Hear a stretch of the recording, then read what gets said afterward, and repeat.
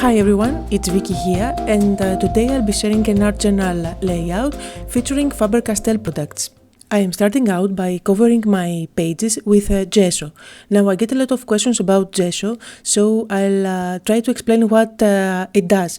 Gesso is actually thick white acrylic paint that also contains chalk, binder and some chemicals that ensure flexibility and long archival life. But do I need to use gesso? Well, technically no, I don't, since I am going to use gelatos later on, but it provides a nice surface to work on. It makes the surface less absorbent, so you use less paint. That's great when you use acrylics, and it also gives strength on my pages. And when it comes to gelatos, it's so much easier to blend with your fingers when you work on a gessoed surface. Now I've chosen two of my gelatos from my gelato collection, and this is buttercream. I'm going to use buttercream to cover up the whole background. I'm just using my finger to blend in the color. I want this to be saturated and the color to be nice and vibrant, as you can see it here, so I'm not going to use any baby wipe to blend in the color. And I've done that to both my pages. Now I've chosen the mango gelato, and I'm just going over the edges to add some shading. You can find a list of all the Faber-Castell products I'm using in the Faber-Castell blog post, but also you can find all the rest of the supplies, including the stamps and the dies that I've used in this project, just below the video in my YouTube channel. And now I'll move on to one of the most common questions that I get about my art journals. How do you seal gelatos? Well, it's very easy to seal gelatos. You can use a spray fixative, you know, the one that you use when you are working with chalk. But I also like to use gel medium, as you can see here. Gel medium is some kind of transparent glue, but it's also a great sealer. You can use gel medium on top of gelatos and it won't run if you make sure that your brush is totally dry. As you can see, my gelatos didn't run at all, and now I'm using my heat gun just to speed up the drying process. And now I'll move on to add some interest on my background by stamping with this big background stamp. This is called Canvas and it's by Impression Obsession. You can also find a link just below the video on my YouTube channel. You can't really tell the impression here, but make sure to check out the photos at the end. You'll see that it really leaves an awesome impression. Now I've used one of my Pita Artist Pen big brushes. This is the dark chrome yellow, and I love it because it's tone on tone. And now to add even more texture on my background, I'll be using wiped spackle. I'm using a gelato on this plastic container, and once I have enough color in there, I'll go ahead and mix it up with a scoop of wiped spackle. Wiped spackle is a paste that adds dimension and texture on any surface, and you don't really have to have many colors. It comes in this jar and it's white, but you can color it pretty easy by using your gelatos or even mix it up with acrylic paints. I think it's very versatile. With one jar you can have all the colors that you like, especially if you are mixing it up in small containers like I'm doing here. And if you have some leftover from your current project, you can just add a lid on top and save it for one of your future projects.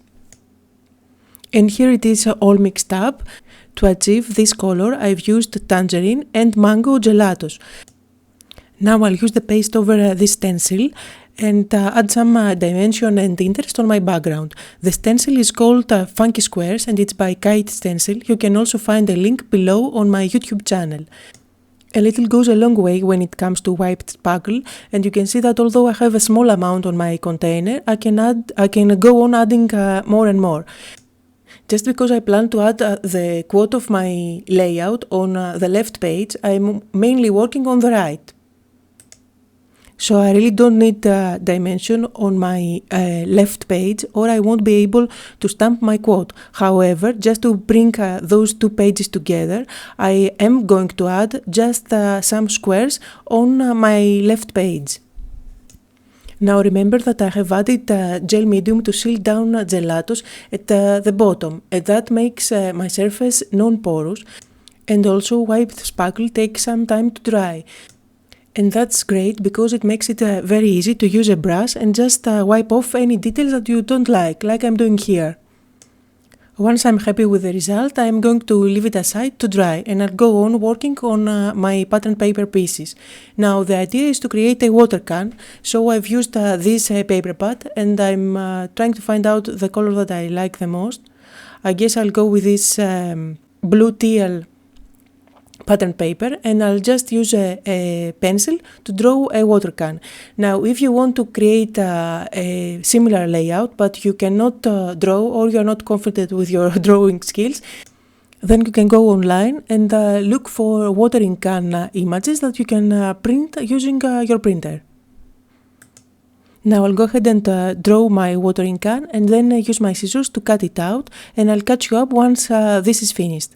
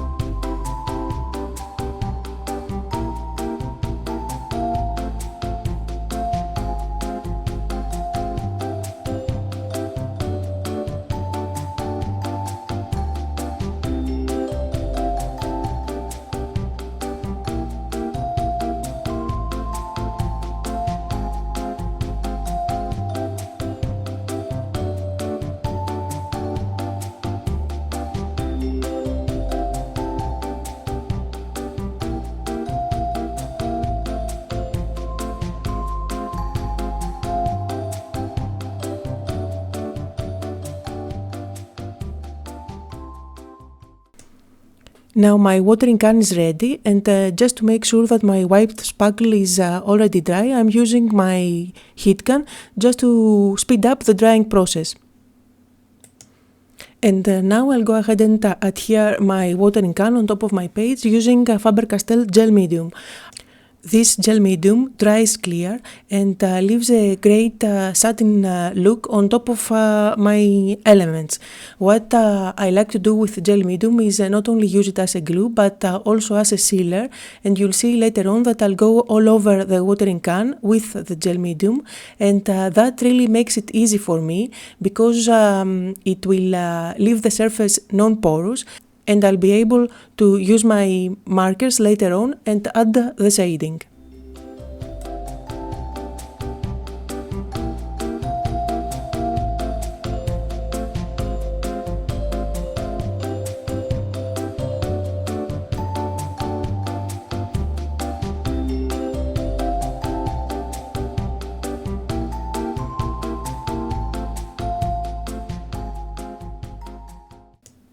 And now I'll go ahead and use my big brush Faber-Castell pens and do my shading.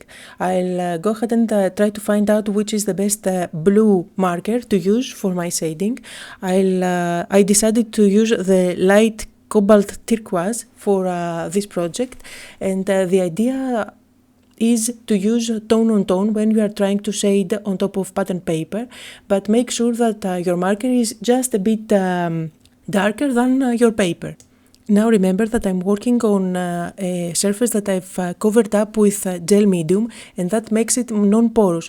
That makes it super easy for me, since if I make a mistake or if I find that I've added too much shading on one place, I can always wipe it off with a baby wipe. You see, the surface is non-porous, and that means that my marker doesn't instantly dry. I still have some time to move the page, smudge it and smear it, or even wipe it off. If that marker dries, it will dry permanent. Watch how I try not to touch the outside with my blue marker, because blue and yellow will make green, and that's something I don't want on my page. It's always nice to remember the color theory, or you have funny shades all around that really don't match with your page.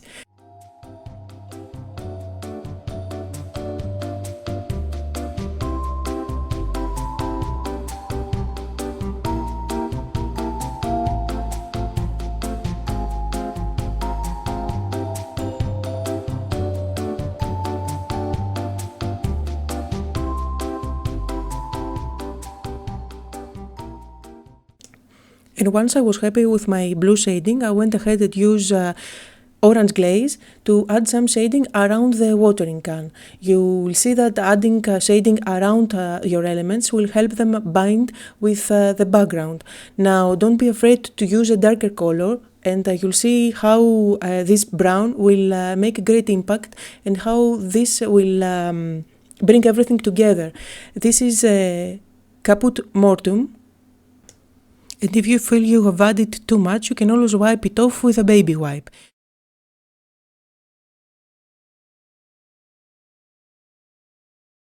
Also notice how I smudge the brown color towards the watering can, while when I was smudging the orange color, I was smudging it away from the watering can.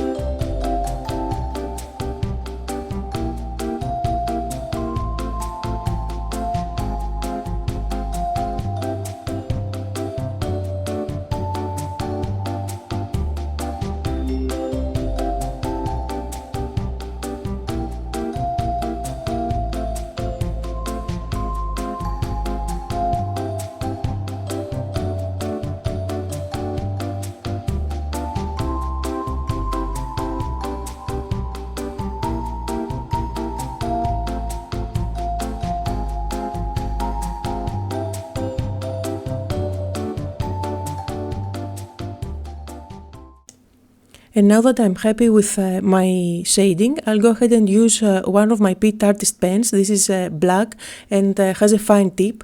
And I'll go over the watering can and sketch the outline.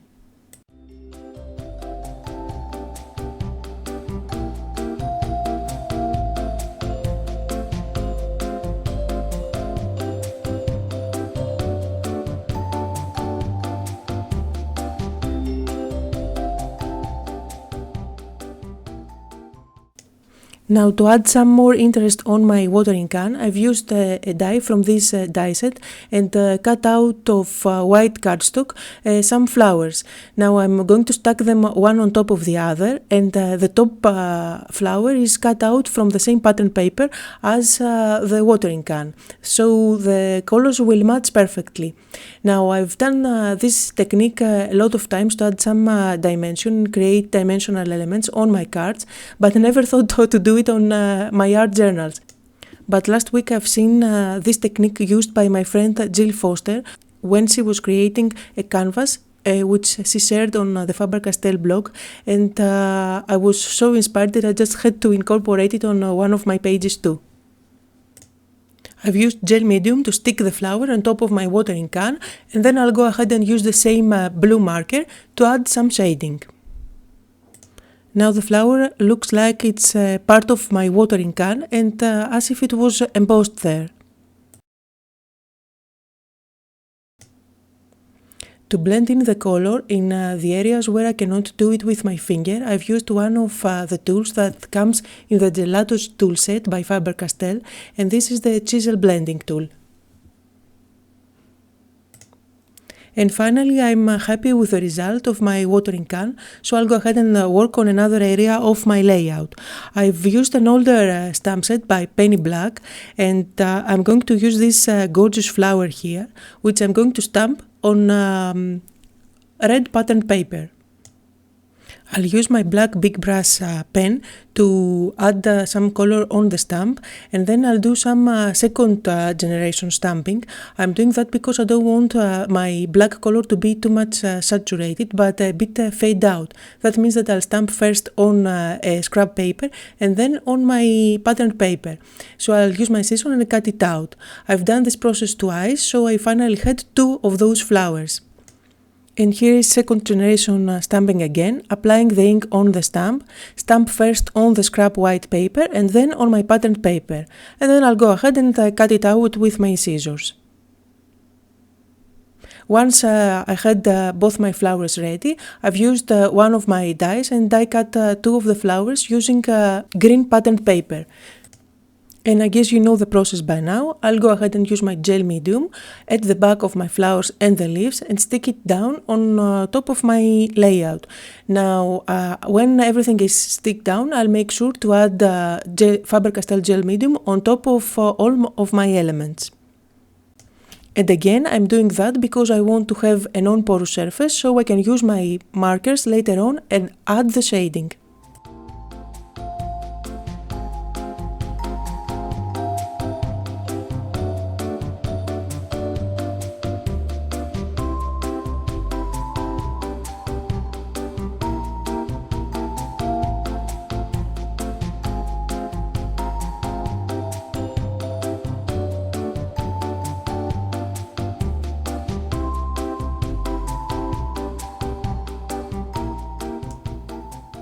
And once everything is in place and dried out, I actually used my heat gun to speed up the drying process. I've used my scissors to cut out whatever sticks out. I'm also having both my kids at the studio today as I'm working, so you might see little hands popping in, helping me out with my markers as I'm shading the flowers and the leaves. The technique is exactly the same as I did on my watering can, so I'm using a slightly darker marker than my flower, and I'll go ahead and add some shading using brown marker later on.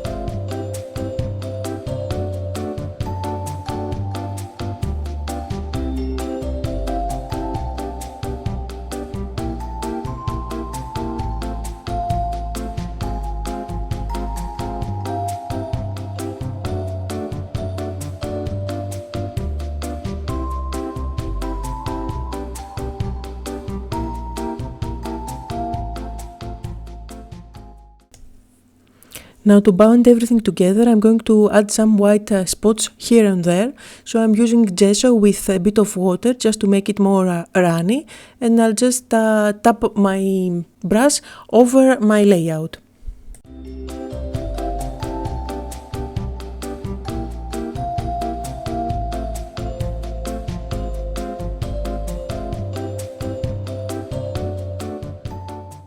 I'm also going to use my white artist pen to add some highlights here and there on the watering can. Again, I'm adding the ink on my watering can and smudge it with my fingers.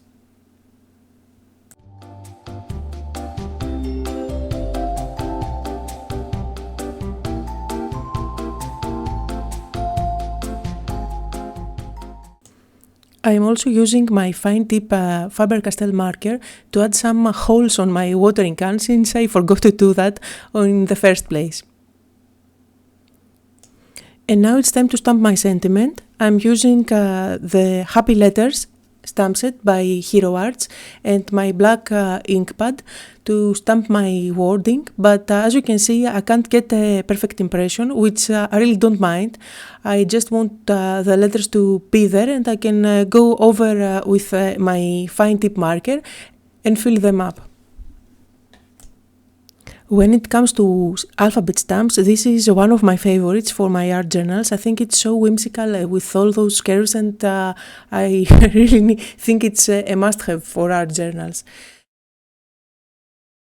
Wherever I see that I haven't stamped something, I might go over stamping again, or I can go ahead and use my black marker and fill in the gaps.